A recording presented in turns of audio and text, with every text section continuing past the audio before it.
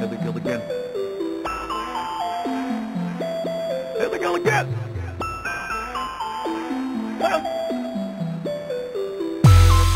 One more time, one more time, one more time. Now, most people, first of all, I want to start something off. I want to say thank you to everybody who's been hitting me up and supporting me, people who've been offering help for the podcast. It's amazing, guys. Yeah, I got to keep on doing this, and all of that type of motivation and letting me know what I'm doing. I'll try to make it better for you guys. So thank you. And because of that, man, I've been getting into contact with a lot of different people I haven't talked to in years. And, man, we're growing and doing some stuff, man. So I hope that everything that you're working on, I wish you blessings on that. So I thank you guys for that. In that spirit, I want to bring one of my guys that's supporting me on the show. He's Jotty's brother. So on the first episode, you guys know Jotty. Jotty's youngest brother. So this is Lancelot, the artist. What's up, Bull? What's good? I mean, my government name starts with an E. Did I say E? Yeah, but E is the second brother. This is Lubee Lancelot. Oh my God. To preface, my signature when I did art used to be E Lancelot. Oh, okay. Until he started going by that, and I had to change it. When was this? Yeah, junior high. Like I always. You're making art in junior high, and you're like, oh, I got to figure out my signature. Yeah, it was E Lancelot. It really was. Well, so okay, let's just start on that, anyways. Well, first of all, before we start there, I want to kind of talk about the first time I met you. I remember at High Point Community, I was chilling with Jeremy Perez. Remember Jeremy? Crazy. Who could forget Jeremy? I know, that's my guy. Hopefully one day I can see his cat. Yo, shout out to Jeremy. But yo, right. And me and Chris went out there, and I went to the basketball court like 8 o'clock at night, dark. It was probably in the summer, and I saw you. You remember that? Yeah. You probably don't remember that. You faking. Nobody remembers all the stuff I remember. I just remember the ball court, like. Bro, I remember because it's easy to remember meeting you. Because your name, you were like Lubee. I was like Loogie, this cat. And yo, I walked away thinking your name was Loogie. I'm like, this cat's name is Loogie. If y'all don't know, it's Lubee, Lubee. Or E Luber is your real name, right? Yeah. What's that from? My dad being crazy. What do you mean? Your brother kind of told me where that came from. But he told me this mad late in life too. But he told you late so you wouldn't get mad. He did his best as an immigrant, assimilating to American culture. He really did his best. But you know how like Zoe poppies are symbolic. Yeah. So they do things. He took my siblings' names, discombobulated them, and then created my name. Dang, this guy is like the Dr. Giro of making names. He disassembled your brothers and sisters' names and made your name. Okay. Yeah. So it doesn't mean anything. Nah. Oh, but at least it's unique though, man. It's a little too unique. Yeah, but I think you're a little bit too unique, and it's funny the way that names, kind of like follow people. You know what I'm trying to say? Like. Yeah. Yeah, because I was saying you're like one of the most unique people that I've ever met. Word. Even to this moment, like so. After meeting you that one time, I remember we playing in the church, and then what happened with you? Like, how did you start coming to WOTC and all that? Well, I was like 14, 15 when I started coming around, and then so going to High Point, it was my first white American church experience. Oh, really? So it was mind blowing to me, like everything about it, because I think they viewed life offensively, and I was used to seeing Christianity defensively, where we need to protect ourselves, we need to beware of straying, or we need to this. But they were like, we need to go out, and we need to impact, we need to influence. That was the brunt of the culture shock? Yeah, that was the brunt. I mean, besides the fact that people didn't wear shoes outside. I couldn't get over that. That was like. So what you come from? What like did you come from? You can't leave the house without shoes ever. No, but I'm talking about like church background. Oh, I'm Haitian. he So said you can't lose. Yeah, that's true. You can't. Nah. And if you didn't have shoes, you can't come in the house neither. That's a fact. And you know what? I used to get mad because How am I get to the shower, Dad? No, Where? no. There's a hose. you better float. Haitians Like will Jesus? always find a third way. But you know what's wild? You know, asphalt over time it breaks apart. So I used to hate running and then stepping on rocks, high impact. You know, heel or like the ball of the foot, and knowing that cats were like playing ball like that, like pivoting and Dwayne Wade spin moving without shoes. I was like, that's how cats make it, man. Yeah, I mean, they got to hustle. They got to start from. If they ain't got no shoes, you know what I'm saying? but that's why we came here. That's why we immigrated to America to get shoes. So how did you get to WTC? Let me stop. Yeah, to get shoes. My parents had shoes. Well, when I went there, it was I mostly saw white people. And then I saw you, I saw Chris. I'm like, oh snap! Like, Hold on. Me and Chris were the first colored people you saw when you were going there. this man dropped the color. Yeah, like Sorry, you, like nah, like, you good. Like You, for real? yeah, you, Chris, and Aubrey. Are you kidding me? Yeah, I was just visiting. I didn't even go there. word. Okay. Yeah, Why I does was, this surprise me? Go ahead, continue. yeah, like y'all were the first people of color that I saw at the school. I mean, at the church, and I just immediately jived. Yeah. I mean, Aubrey had a basketball and a jersey and an afro. Yo, I need to talk to this guy. He was black to the exponent of 3. Still is. Yeah, and from there, like, you know, I connected, and I really jived with y'all and that other random dude from New York, Peter. We were all freestyling outside. Yeah. And then y'all just disappeared one day, and I was like, then I was all alone to be the token by myself. Yeah. With E. No, we were making big moves, man. Yeah, I didn't understand it at the time, because I was still like a high school kid. Yeah, I know, right? You were like 15 at the time. That's crazy. Yeah. Bro, how old are you now? 28. Holy crap, dude. Yeah. Yeah, I know, but you were there. I remember you were holding Abby when she was first born, so she's like 11 now. That's craziness, bro. Anyway, man, so like what you been up to lately? Man, I've been just doing art and binging on Smallville. Well, I know that you have like an art career, I guess, in New York, and I kind of want to go it's like over a that. makeshift career. It's crazy how it all happened. All right, cool. So, like, how did it happen? So, I still don't even really know. I mean, you kind of told me bits and pieces, you know? This is how it happened, right? So, art. What type of art do you do? All kinds. So, I paint, I draw, I do comics, graphic novel type kind of joint is what I'm working on right now, that I've been working on for years. Oh, but okay. it doesn't mean I have a lot of content. It just means I've been working on it for years. Yeah, I understand. So, when do you think that's going to be released? You know, I don't know. If it's ever going to be released. It is going to be released. Right. I know it's going to be released, but like I'm like Frank Ocean or like a Wow. hiatus coyote, you know? Like I drop a project and disappear. You know, and you don't see me, you don't hear from me.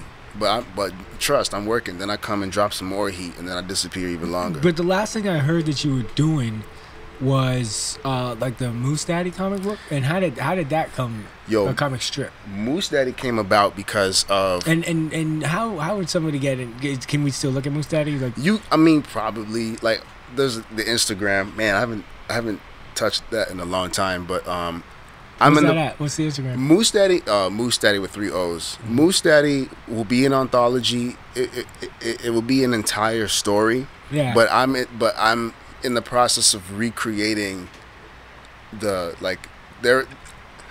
just a fan of creating narratives from start to finish. Yeah. I was doing the slapstick thing, and I got bored after doing like 10 of them. So how did that start though? Me and my brothers were talking about just like what it means to be like a Haitian adult, and how Haitian Sorry. Go ahead. Haitian adults are surrounded by obscurities, like having a bunch of degrees and certificates in very niche things, and like I don't know, like philosophical welding.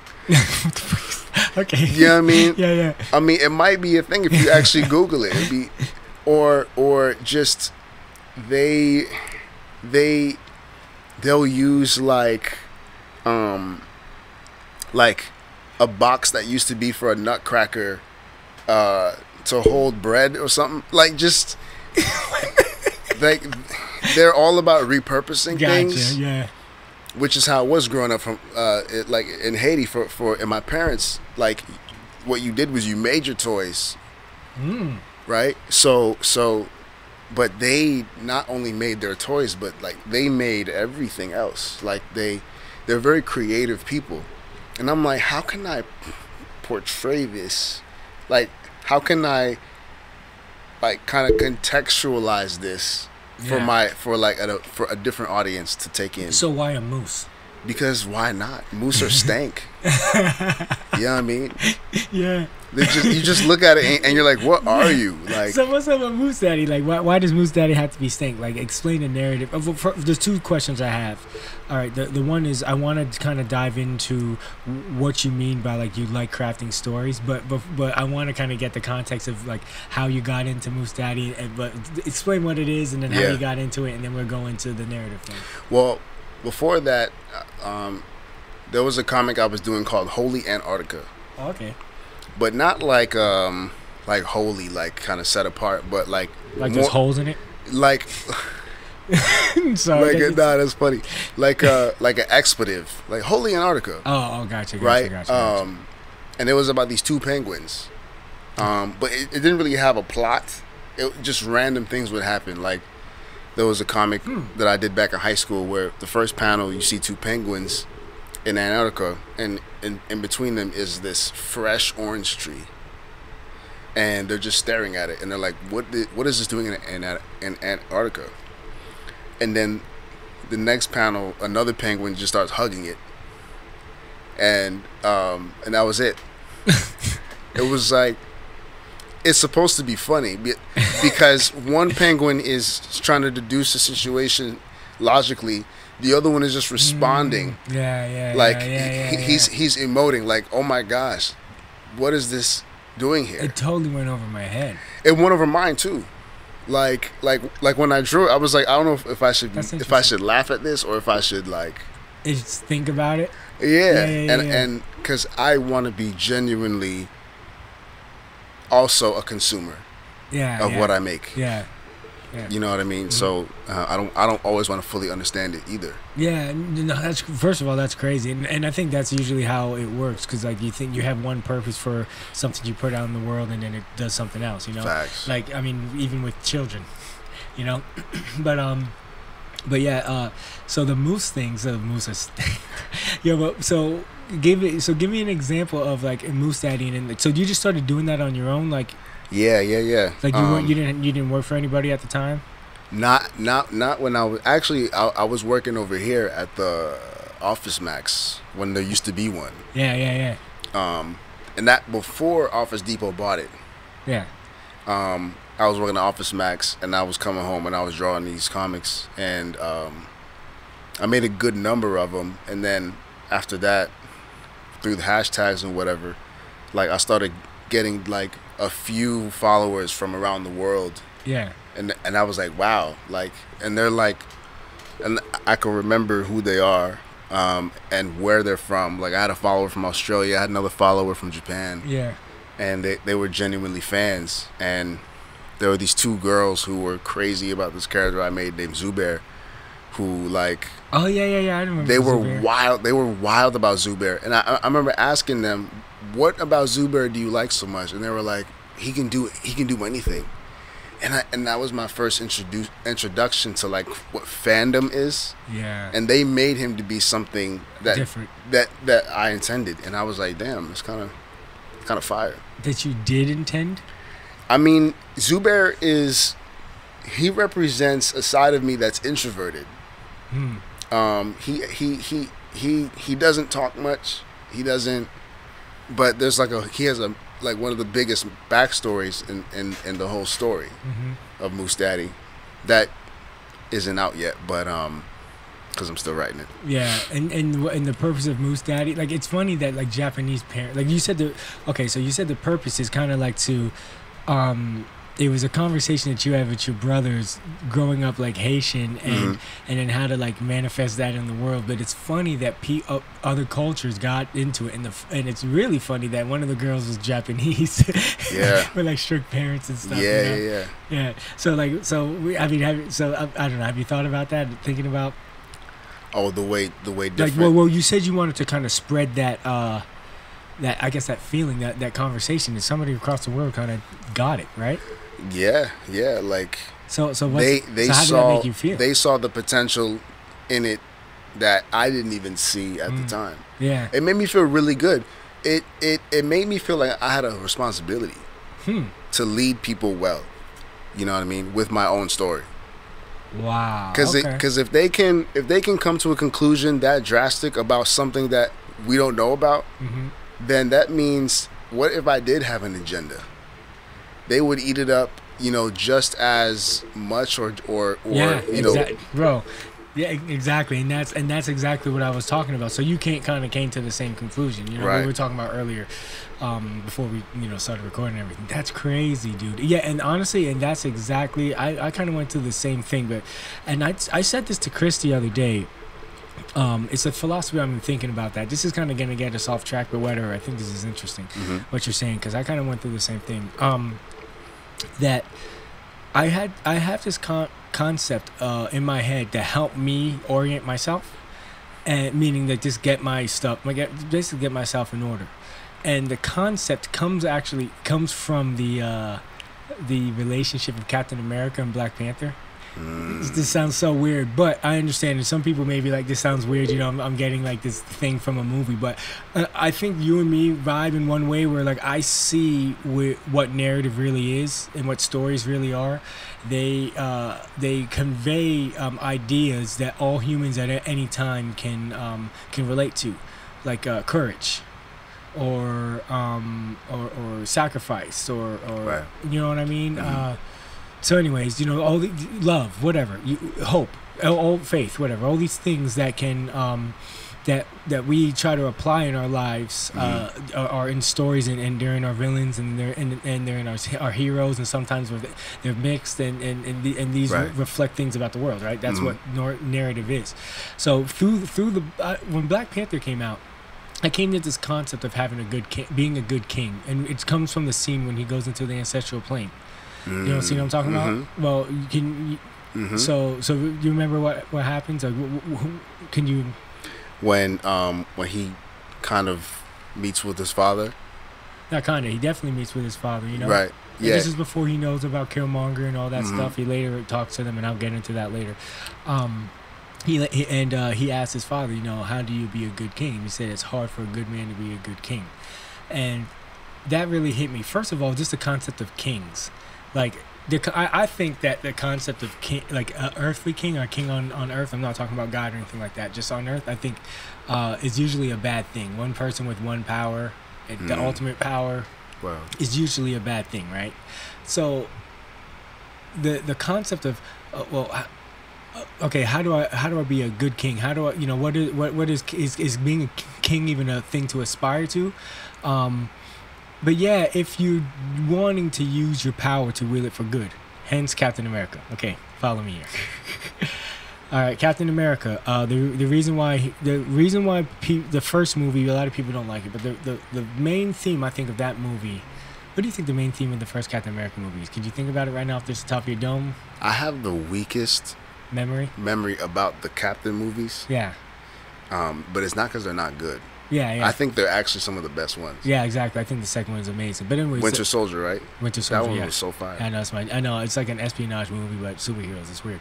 And they try to ground it a little bit. But so Captain America has powers, and the reason why he's given powers because he knows what it is to be weak. He's a good guy. The German scientist told him, right? I gave it to you because you're gonna have power. You're gonna use it for good because you know how to wield power because you never had it, right?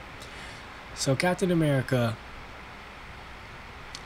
through all the whole movies, he's always all of his movies. He's stuck by the principles. Remember, he stuck by his principles. He went to World War II because he wanted to fight for the country.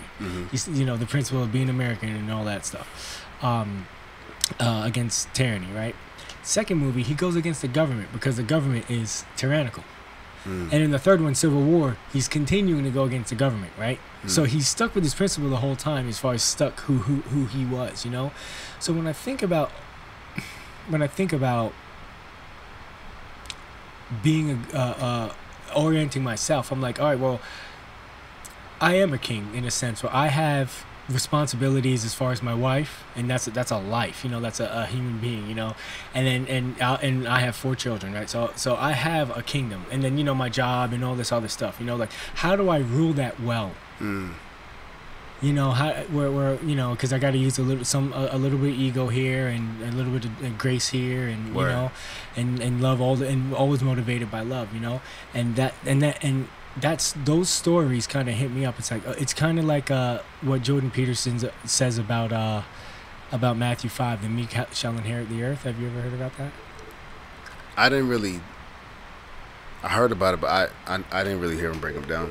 Well, real quick, he's a psychologist, right? So he read in the Bible, the meek shall inherit the earth, or the humble shall receive, inheritance, like receive everything. The humble will win the world.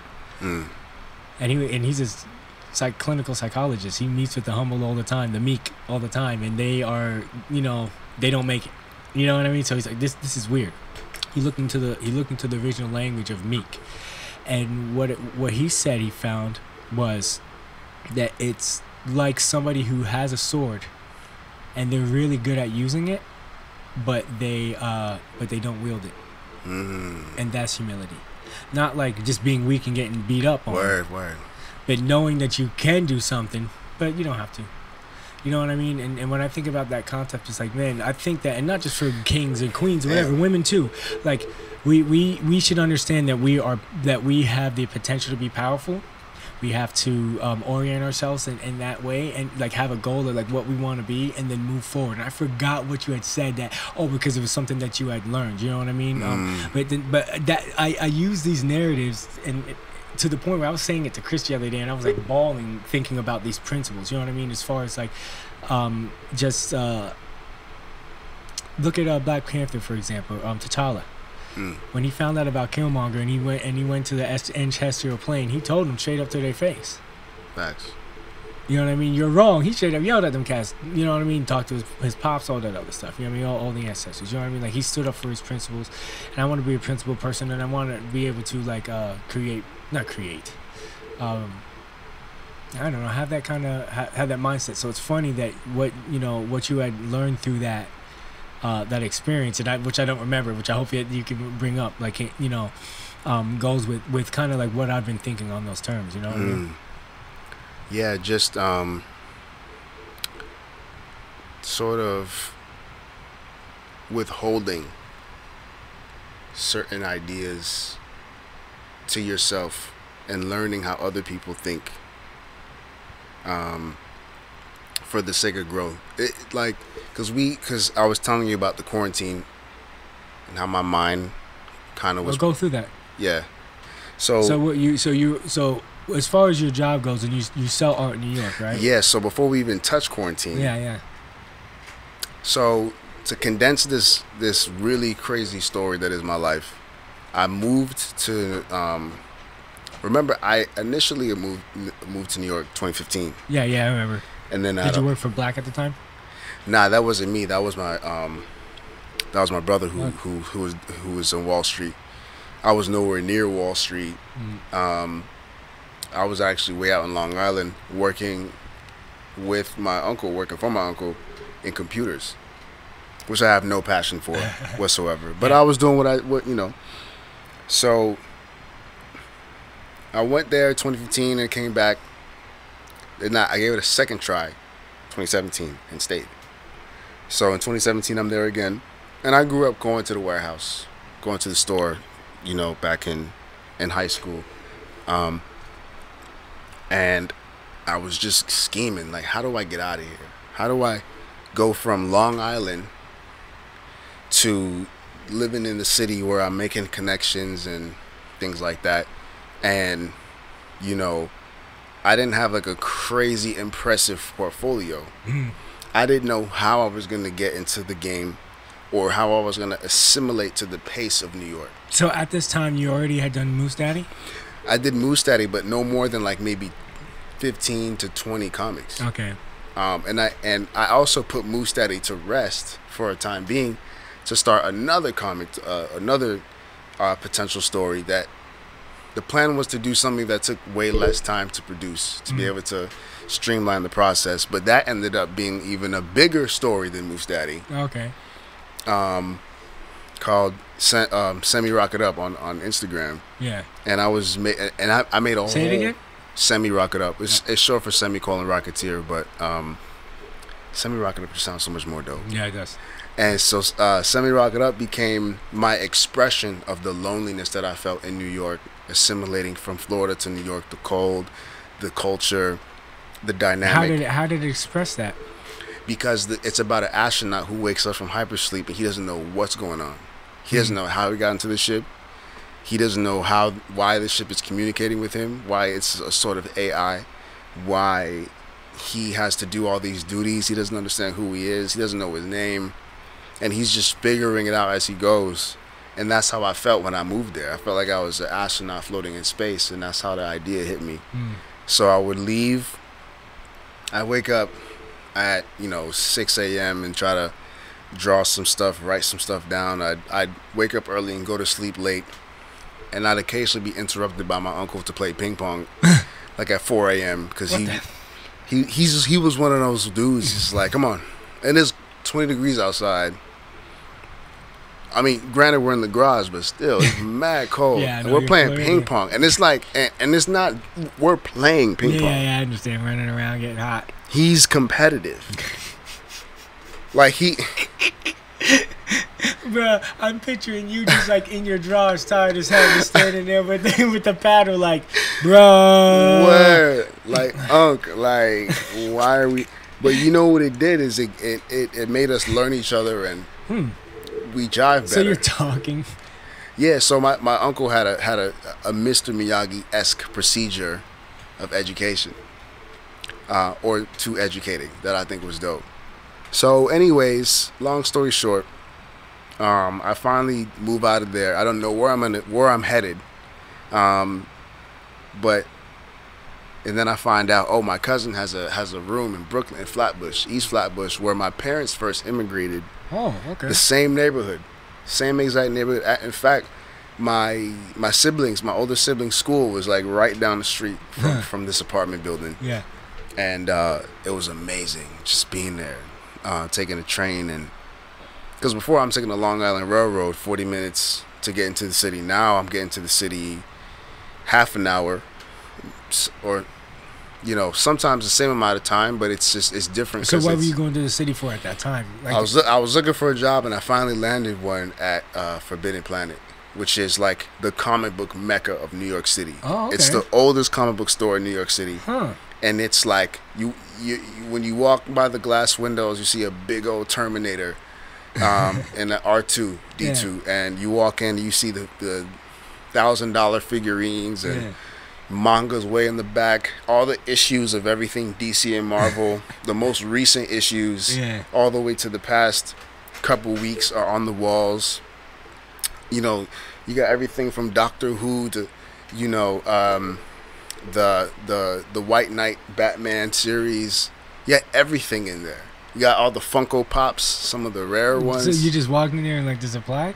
Yeah, so I walked in there and asked if they were hiring, and like, nah. And I'm like, of course not. Not a store like this. Yeah. Like, but I was like, let me drop my resume anyways. You know what I mean? Yeah.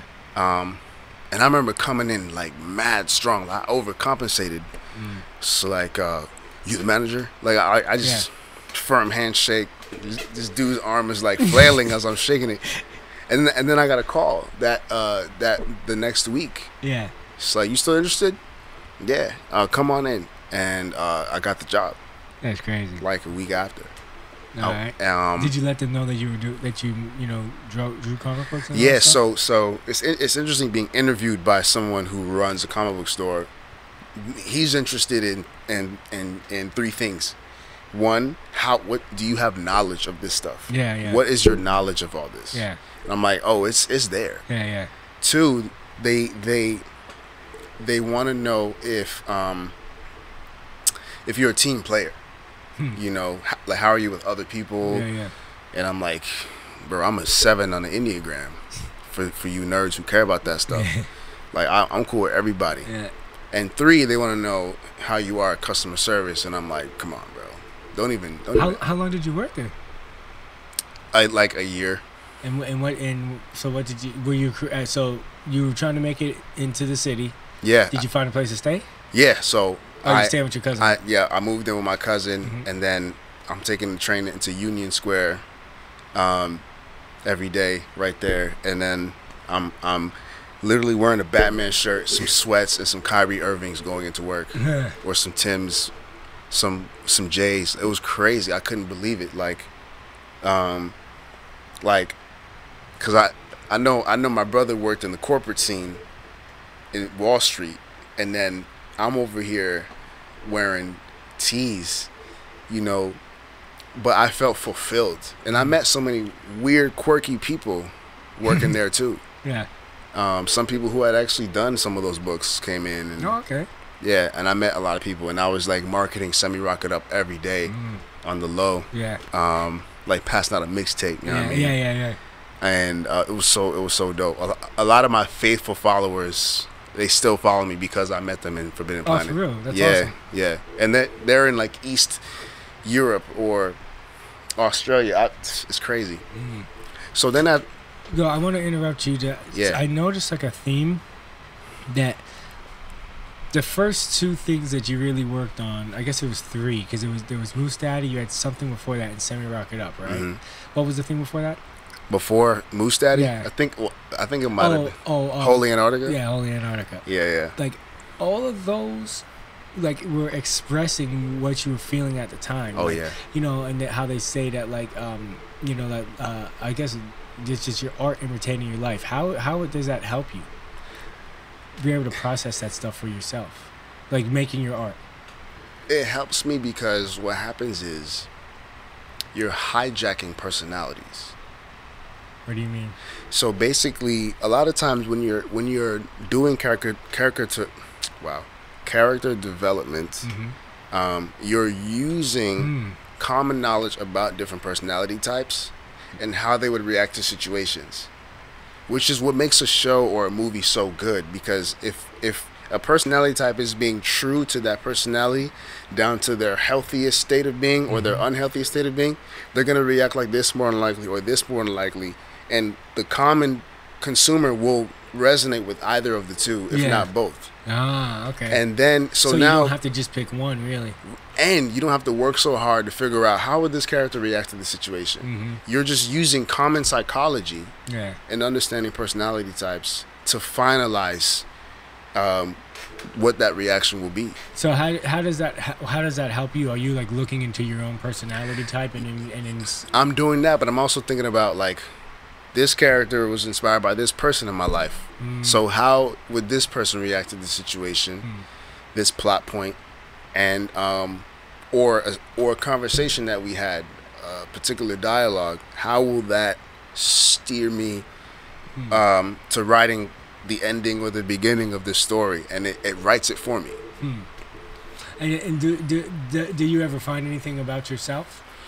Oh yeah, all the time, because it goes back to, you know, thinking about different neurotransmitters, right? And how introverts and acetylcholine just go hand in hand, because Explain that. Well, dopamine is a neurotransmitter that stimulates the brain to help it be able to gauge what's happening as far as sort of quote unquote extroverted things. High energy, running, looking at a screen, having a conversation, being at a Travis Scott concert, whatever. And I say that because he did a concert in Fortnite, which was like revolutionary. Trust me. Yeah, like crazy. So that's like Yeah, 2 in 1 right there. So, but acetylcholine, which is a neurotransmitter that helps the brain process things from being an introvert, focusing on things, one track, being alone, isolation, whatever. And you think, and you're, what do you think you are, extrovert or introvert? I'm an extrovert. I'm an ambivert. But Okay. if I had to choose which one was predominant, it would be extrovert. Okay. But the quarantine's been forcing me to be introvert, which has been like just mind warping. It's been so wild. At first it's been annoying, but now it's like, okay, Yeah. I see what the introverts have. They have a secret weapon. Yeah. You know what I mean? What is it? Silence. They think before they speak. They don't need a cosign. They can read the room. They can read the room. They don't join the Nuncci, mob. They don't Nuncci. join the mob. You know, like if a mob's doing something, they're like outside the mob. They're outside the mob all the time. Yeah. Yeah. Yeah. So it's really fire. So to connect that back to Forbidden Planet, I got let go from the job because. All right, I'm gonna tell you the story. Okay, tell me the story. I'm gonna condense it. Yeah. So, I just had a unfortunate experience with the scheduling in 2 particular scenarios. The first one, I don't know how I just dropped this ball, but I just didn't know that I was working that day. I don't know how I didn't know. I just did not know. And then I got calls from a number I didn't recognize 3 times that Sunday. Oh, because I don't normally work on Sunday. That's why. And then, but I was scheduled to work that Sunday. So I didn't even look at the calendar. I didn't even look at Sunday. So then that, which really was unfortunate for my manager who had to take over my place. And then the second time was... So, we don't have to go into it.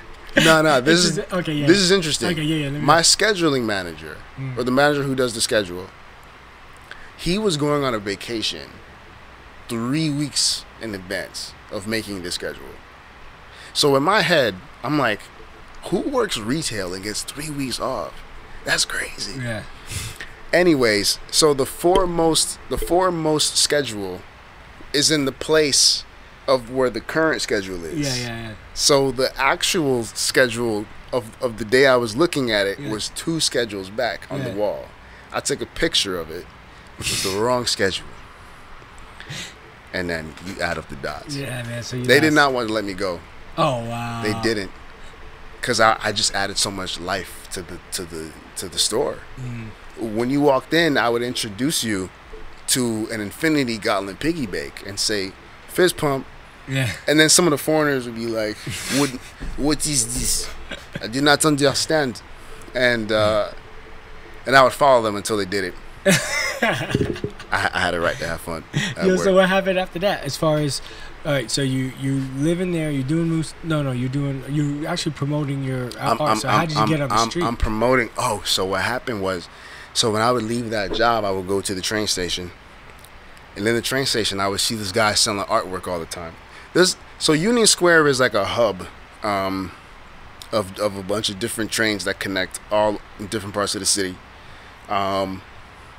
So I'm going to Union Square, and I would see people performing. I would see people selling artwork every single day. The same guy selling art every single time I'm working.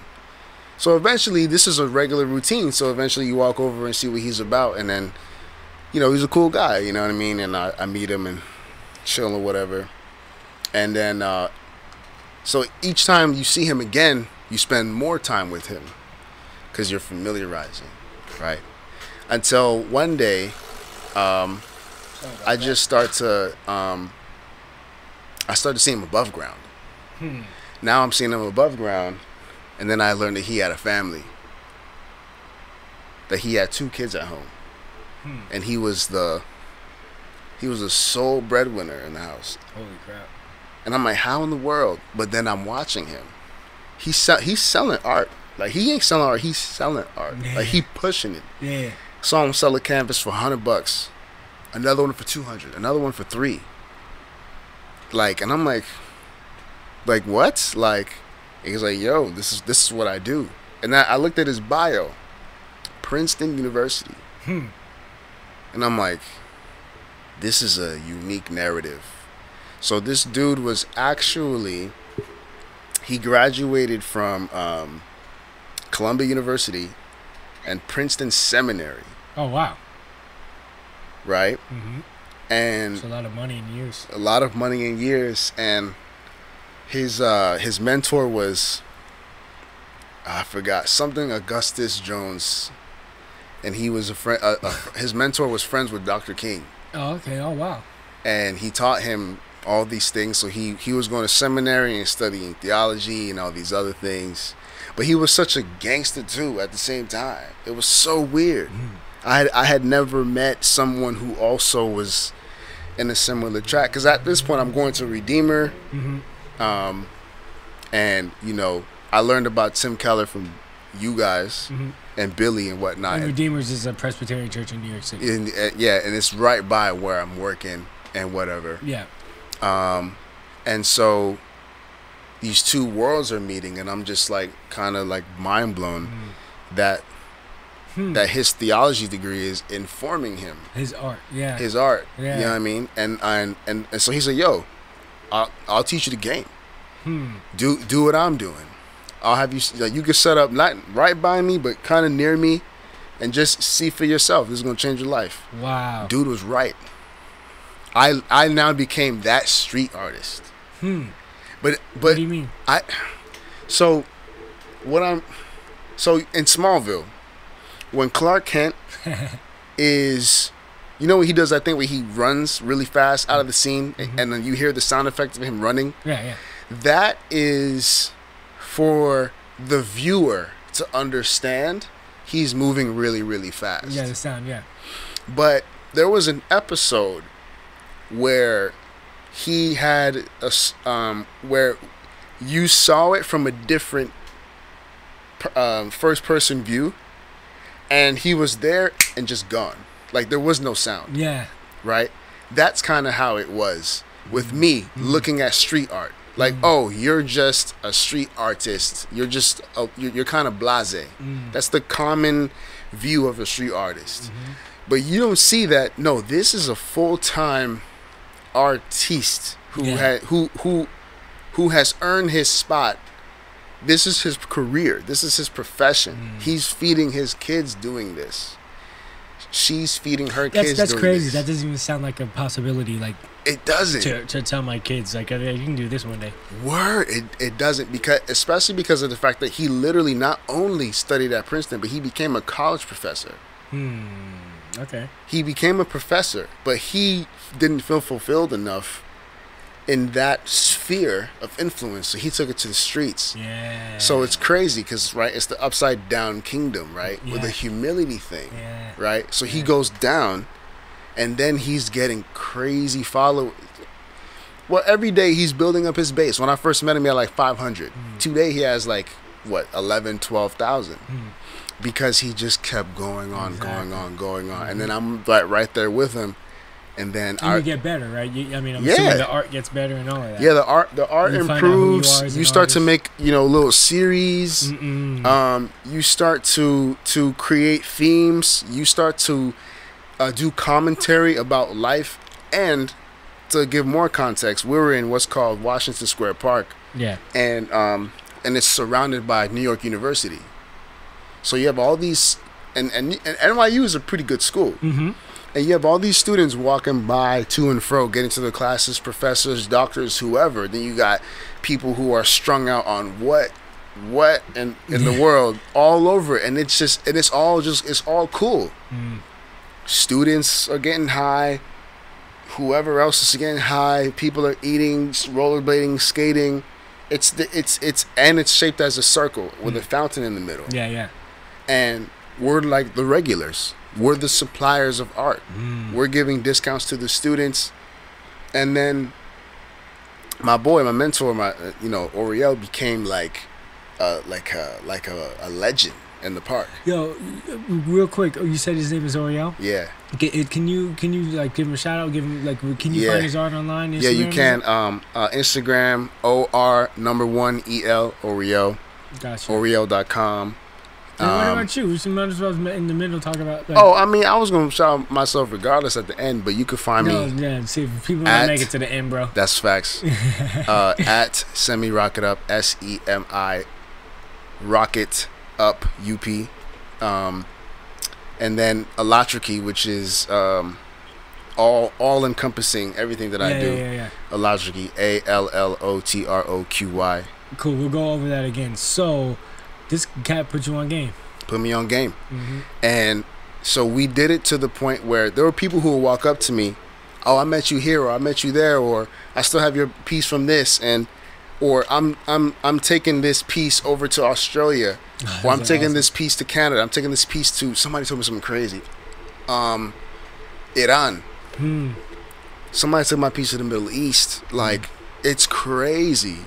And now I got art in 22 countries, and it's kind of wild. I met, we met Andre 3000 in the park. He was a fan of Oriel. He had been following him for a while. Oh, dang. We met the Mayhem guy. Yeah. From the commercials. Yeah. I met Susan Sarandon. Oh, really? In the park, because my boy Colin, out there playing piano every day, has a little following of his own, and we became you become friends with all the other performers. You become one of the weirdos out there. Yeah. That add value to the park. Yeah. And that's super interesting, man. Yo, it's crazy. It's another world, literally. Yeah. Literally. And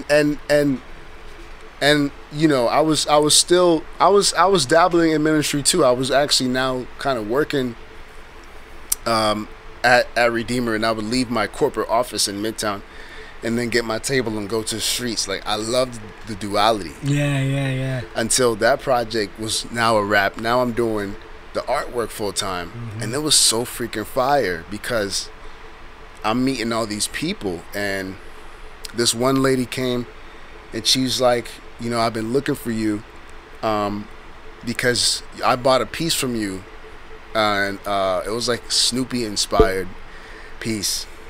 She's like, everybody wants to buy it, and I say this isn't for sale, so come to the salon that I own in Soho. Like, yes, Soho. Yes, I know. like Frank Ocean, Jay-Z. Yeah. Everybody's got a place in Soho, and I'm like, you got my piece in Soho? So I went over there, and I'm amazed that my piece is one among these amazing pieces from other famous artists. Yeah.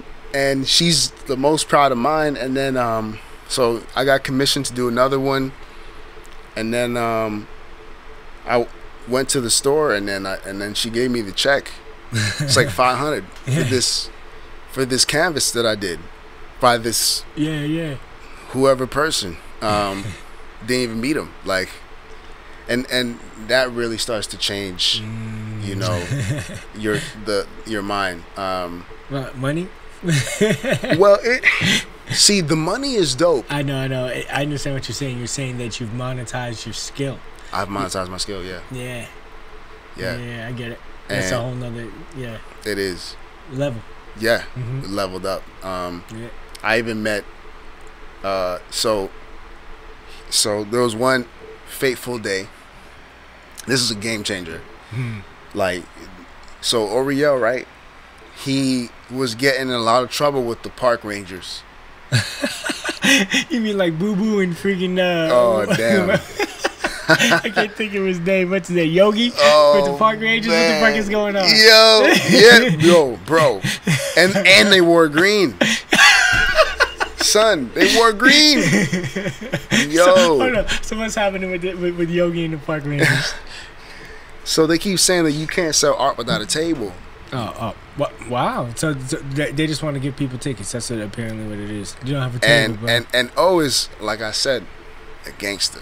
So I was like, all right. And he would never do it. Until one day it got physical. Oh, snap. And the video went viral. One of our art collectors, shout out to Griffin. Thank you so much for recording that. Yeah. He's got a number of our pieces. Filmed him getting arrested, pepper sprayed, everything. Because he didn't have a table. Yeah. And they kept telling me, and he wasn't doing it. But he's really not hurting nobody. There's really no problem. It's a dumb law. Plenty of people have art on the floor or whatever. So I was And then I called him that night. I didn't know about it until the next day. I called him like 5 times. He didn't pick up. I knew something was wrong because in his Insta story he was filming an altercation. Mm-hmm. So I knew he was in jail. Yeah. Seen him the next day. He was like back at it selling art. I'm like, only Tupac would do something like that. Only Nipsey would do something like that. Yeah, did he have a table? Nah. He was like, I'm fresh out of jail. What would I get a table from? And he's right back to selling art. It was a very profitable day. And you know what's crazy? He said, bro, you never believe who saw the video. So the video, here's how viral the video went. Yeah.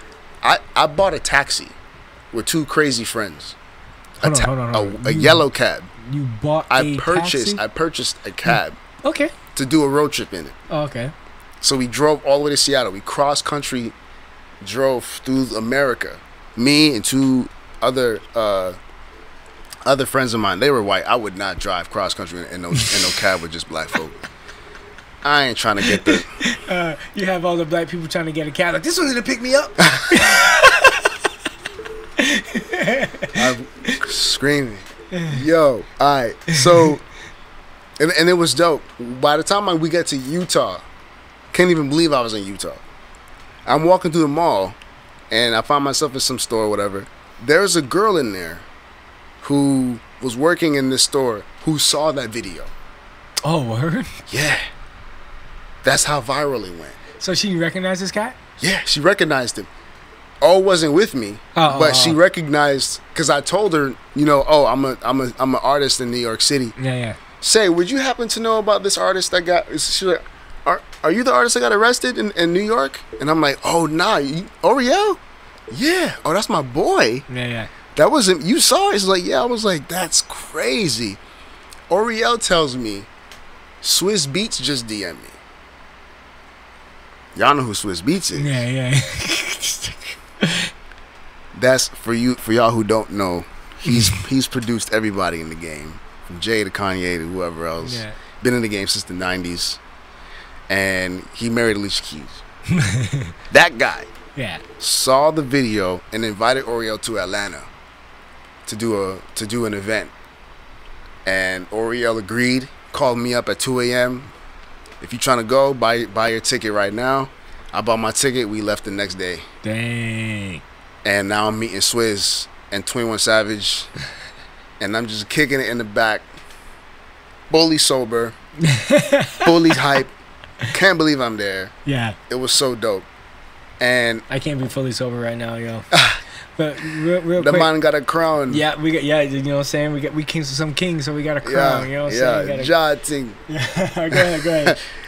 Yo, so fully sober with Swiss Beats. What the hell? It was so wild, bro. It was I couldn't believe that because we had been doing art shows and we had been doing all the stuff in the streets and gaining traction and trying to change in the New York City art scene like ourselves. And I'm just following his lead, just seeing what he doing and just inspiring me and a bunch of other people. And I started to feel like what it felt like to be a rapper and a label on the come up. It was like, oh, we're gonna make it by sheer will and determination. Yeah. Like we don't have certainty of what's the outcome of this, but if we don't quit, it definitely will flourish. Yes. You know what I mean? I know what you mean. Like that was so fire to me that it was so wild to just watch him and Swizz finally have this interview, and then he just is crying hearing Swizz say, "Yo, like I can't believe what they did to you, but I love the person that it made you to be." Because he's got daughters, right? And and it's kind of wild that him and Alicia are fans of his. Like they know his daughters from Instagram stories, and I'm like, oh, that means they know me too, because I be in them stories too. Yeah. And yo, and it was great. That's your claim to fame, huh? Yeah, like that. I should have said that at the beginning. He was DJing. I should have said artist and friend of Swiss Beats. Hey, that's it. I remember he was DJing, and then I'm filming it, and he just points at me like Khaled fingers. And I'm like, Yeah. Bro, but that's so weird. The thing that I think is so maybe inspiring is that you just went and did something. Basically. You took the risk. You didn't have anything here. You didn't, fall in line with anything and said, I'm going to kind of do what I want to do. Yeah. Do what I like to do. Not want to do, but, I guess both, I guess. But do what I like to do. And once you put yourself out there, that opportunities, you know what I mean? Basically. Oh, that's so gross. Sorry. The opportunities came. I'm going to have to stop for a second. I'm going to have to edit that out. Yes, we're back. So the opportunities just fall in your lap. You know what I mean? And not fall in your lap, but you have to have your eyes open for them. You know what I mean?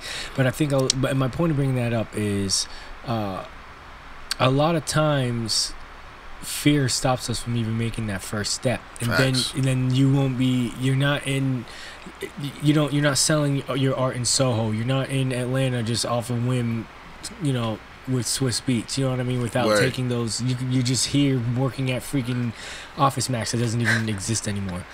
You know what I mean? But yo, I don't know. But what do you think about that? It's so symbolic. What do you? Yeah, because that it doesn't exist anymore. It doesn't exist anymore. I know exactly, because you're just gonna be working for these people, and then you're not gonna exist anymore. And I was like, I hate this place. Yeah. But the reason why I wanted to work there. Listen, honestly, that's why I do this. I had some good jobs, and then I lost them, and certain situations, and then I was like, man, I hate this. I hate working at these places. I hate working for people. And I want to use what I'm good at, and I talk pretty well. You know what I mean? So then I was just frustrated. So it came out of. I said this on the last podcast. So it came out of frustration. But yeah, I understand what you're saying. And it seems like that's the pattern, though. Like, you. Everybody's kind of pushing you in one direction as far as go to school, do this, do that, and then if you think anything outside of that, it's foolish. You know what I mean? Right. But bro, we got to take the risk. You know what I mean? And that's what you showed. And I really firmly believe that, see, as much as I hated Office Max, I wanted to work there because of The Office, the show. Yeah, I know what you meant. Just selling paper.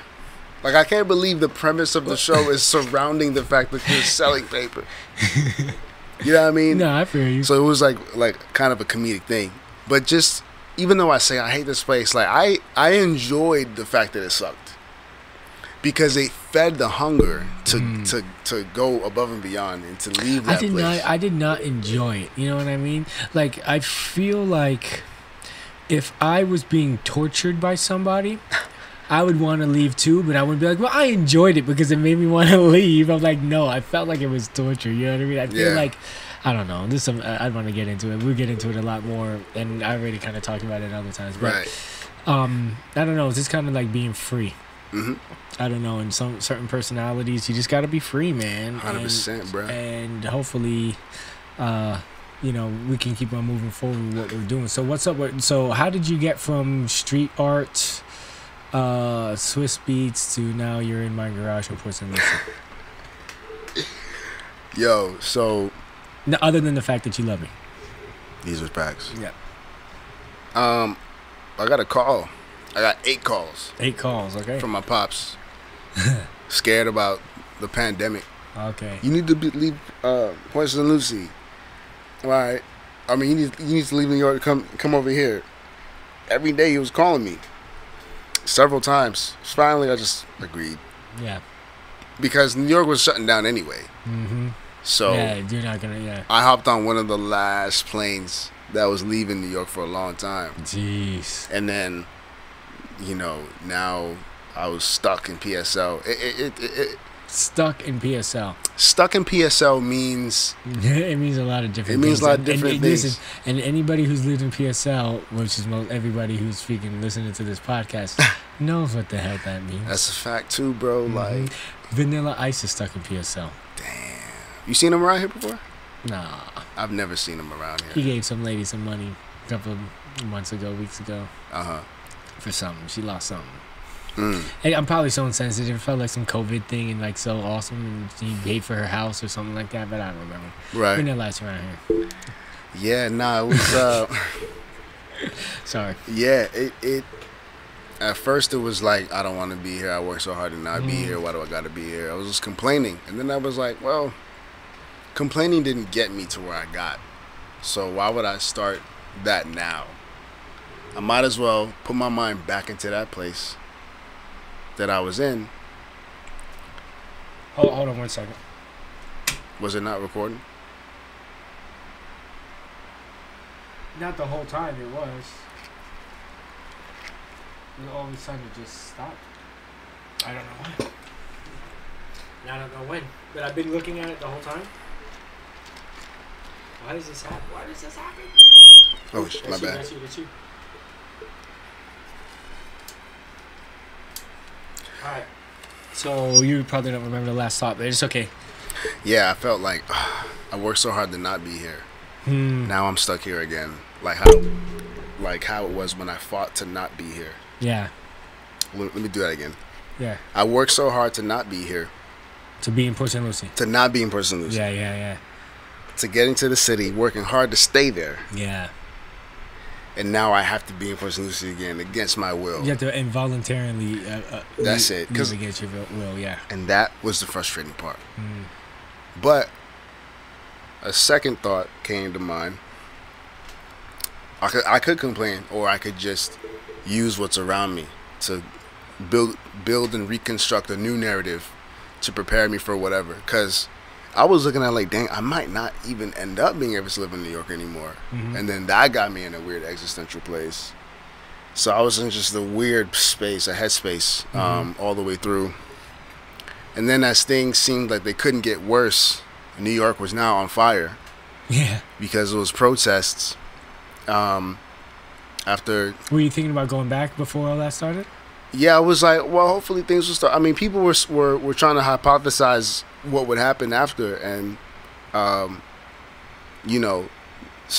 some statisticians were saying that, oh, maybe by this day and this month of 2020, and then it kept on getting pushed back and pushed back. Yeah, I was following it. Yeah, and then the protests happened.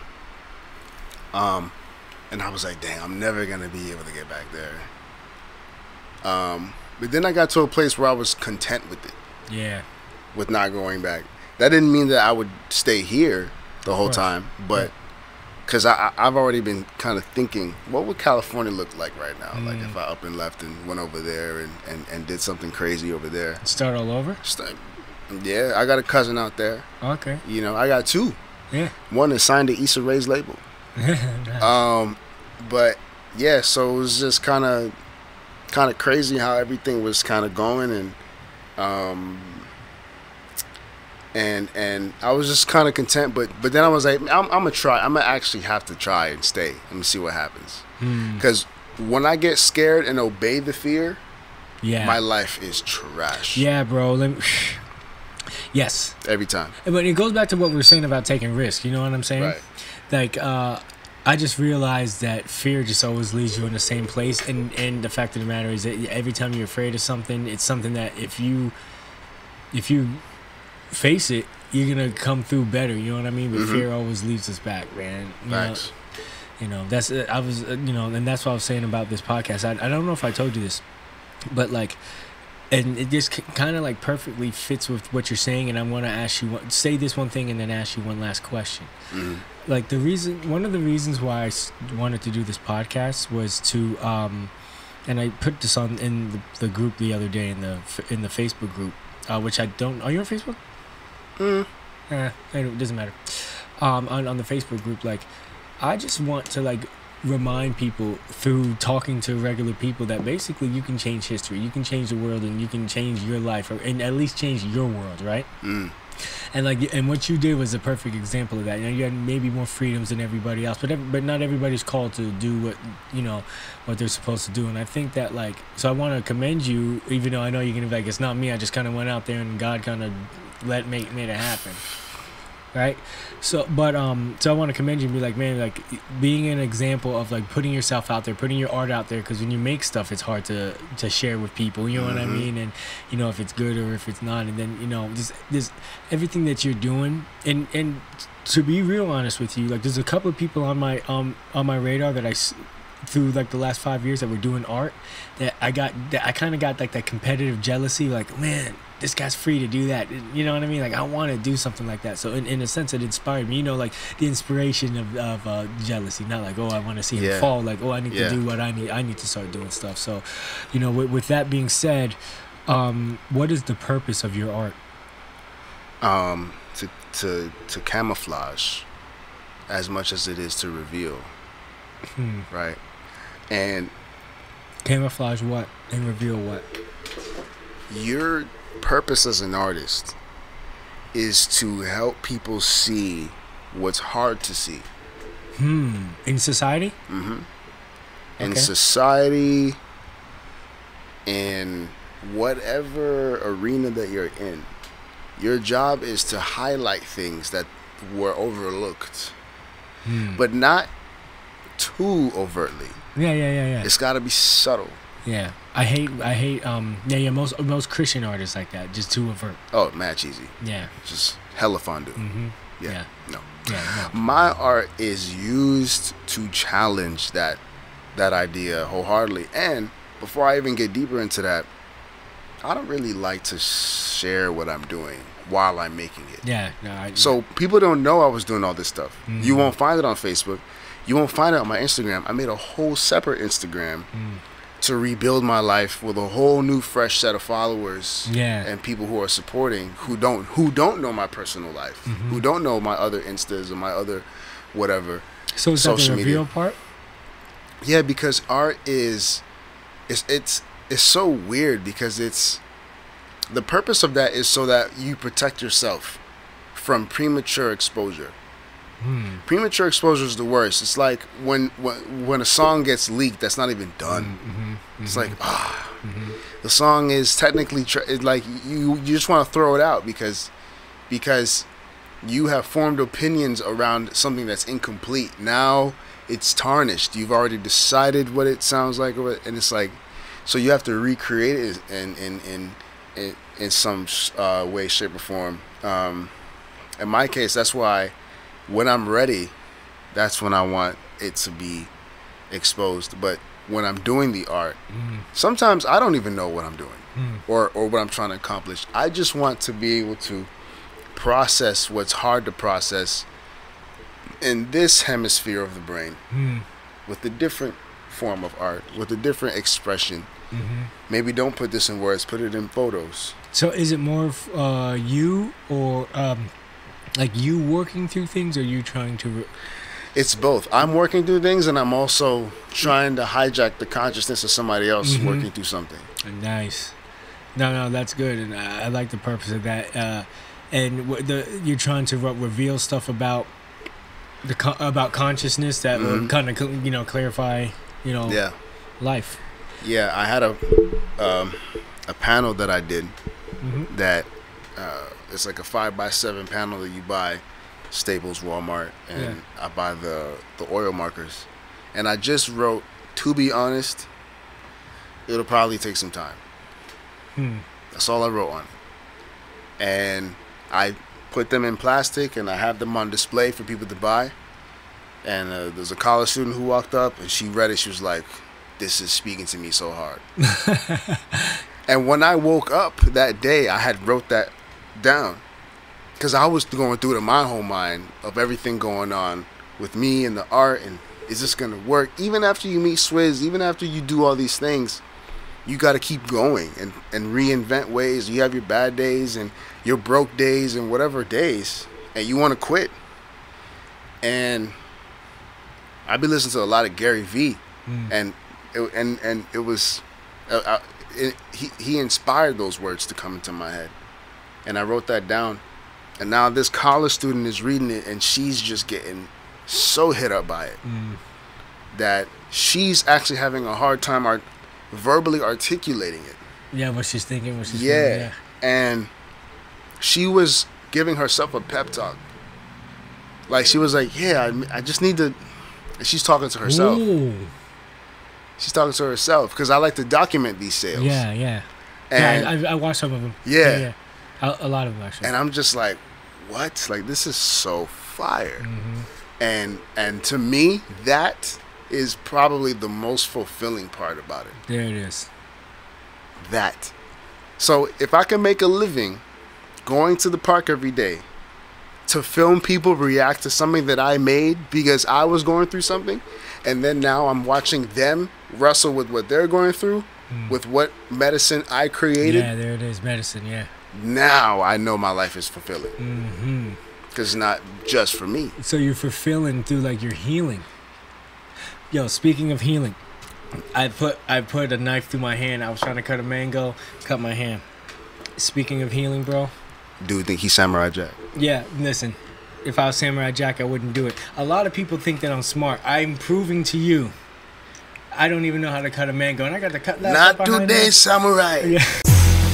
Life is so crazy, I never imagined the day it would be like this. You can make all of the plans that you wanna, but G.O.D., you know that he got his. Life is so crazy, I never imagined the day it would be like this. You can make all of the plans that you wanna, but G.O.D., you know that he got his. So we laughing at you. Yeah, he laughing.